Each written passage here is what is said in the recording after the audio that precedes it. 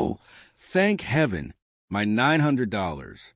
Captain, you said I'd get back after we trapped McHale.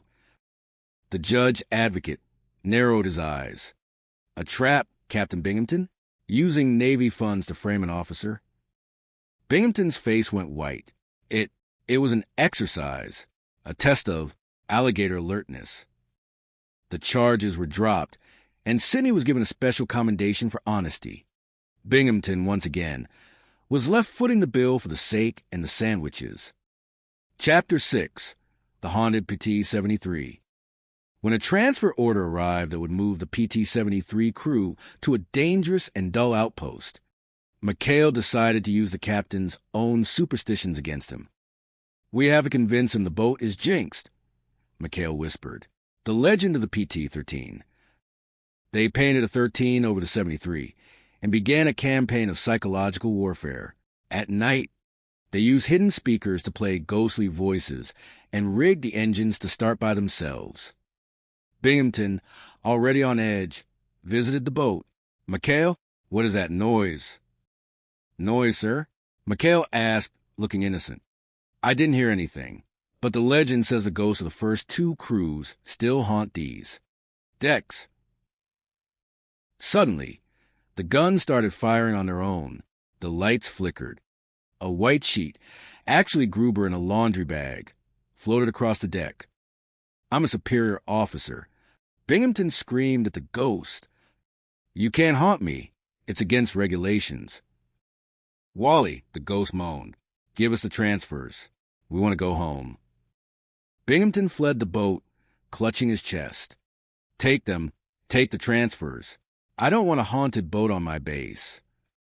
The next day, when the ghosts were revealed to be the crew, Binghamton tried to rescind the order, but McHale reminded him that Admiral Rogers had already signed off on it based on Binghamton's urgent report of paranormal activity.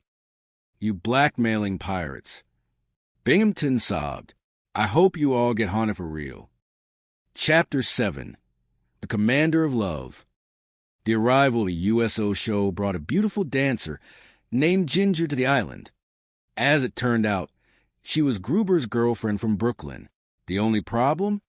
Gruber had told her in his letters that he was a lieutenant commander. "Skip, you gotta help me." Gruber begged. "I told her I was the boss. If she sees I'm just a high-class swabby, she'll dump me for a Marine." McHale, ever the romantic, agreed. For 1 hour, Gruber wore McHale's uniform, and the rest of the crew acted as his subordinates. "Welcome aboard, miss," McHale said, saluting Gruber. "Commander Gruber is ready for his inspection."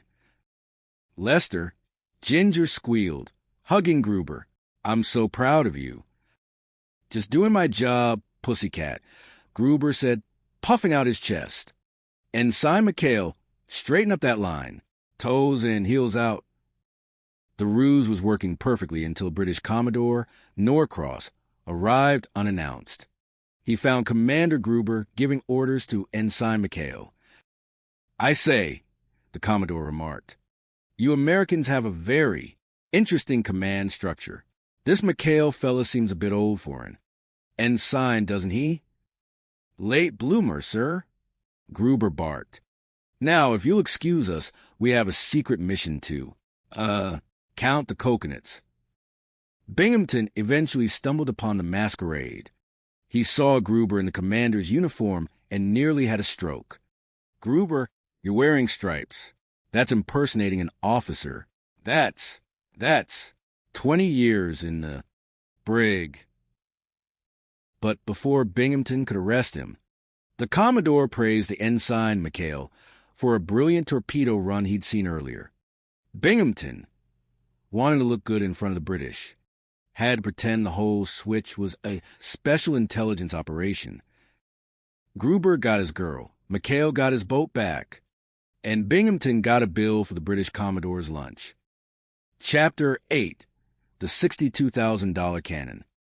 In the final act of this chaotic month, McHale and his crew were sent to New Caledonia to pick up the base payroll, $62,000 in cash. Parker, in charge of the money, took a shortcut, through a gambling district and promptly got knocked unconscious. "The money's gone, Skip," Parker cried. "I saw a girl with a birthmark on her ankle, and then darkness." "We got to find that dough before Lead Bottom hears about it," McHale said. They scoured the city, looking at every girl's ankle. It was a search that resulted in several slaps and one arrest for suspicious behavior near a park bench. Eventually, they tracked down the thieves to a warehouse. Just as they were about to recover the bag, Binghamton arrived with a squad of MPs. "I knew it. You stole the payroll. Where is it, McHale?" In the chaos of an ensuing air raid, the thieves hid the money inside an old, rusted cannon on the beach. Parker, trying to be a hero, decided to fire the cannon at an incoming Zero. "Parker, don't. It'll explode," McHale shouted. Boom! The cannon didn't fire a shell. Instead, it rained $62,000 in small bills all over the beach. Binghamton stood in a blizzard of cash, his mouth hanging open. What?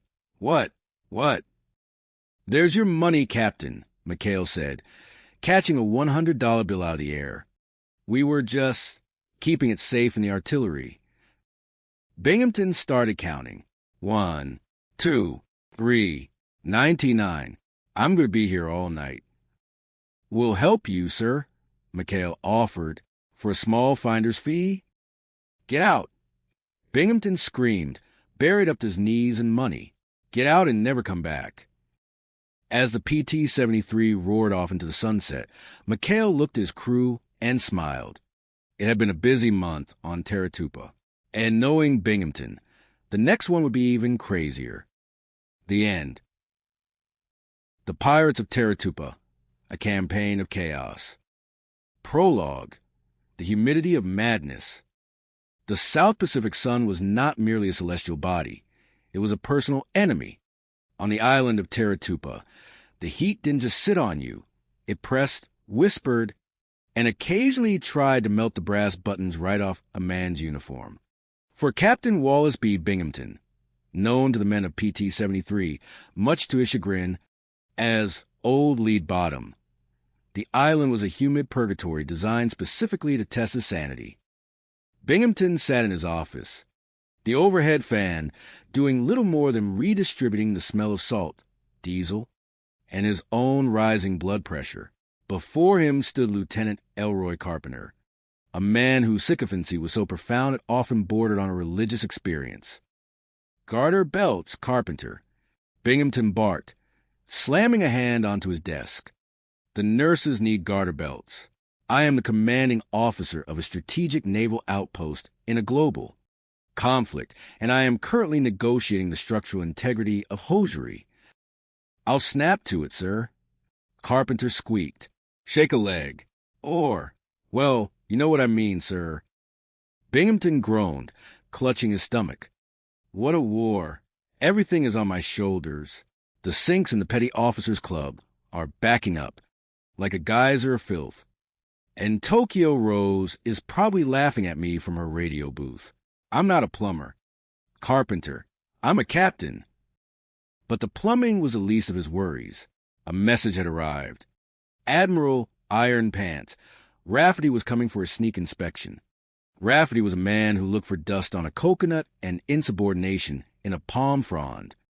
"If Rafferty sees this place," Binghamton whispered, his eyes widening, "he'll have my stripes for breakfast. My stomach acid could start a Buick. I need a way out. I need a miracle, or I need to be very, very sick." And so, the seeds of the greatest comedic disaster in the history of the United States Navy were sown. Chapter 1. The Acting Commander Caper. The plan was brilliant in its simplicity and devious in its intent. If Binghamton was critically ill, he could appoint an acting base commander. And who better to fail spectacularly in front of Admiral Rafferty than that thorn in his side, Commander Quentin McHale? McHale and his cutthroats from PT-73 were legendary for their disregard for naval protocol.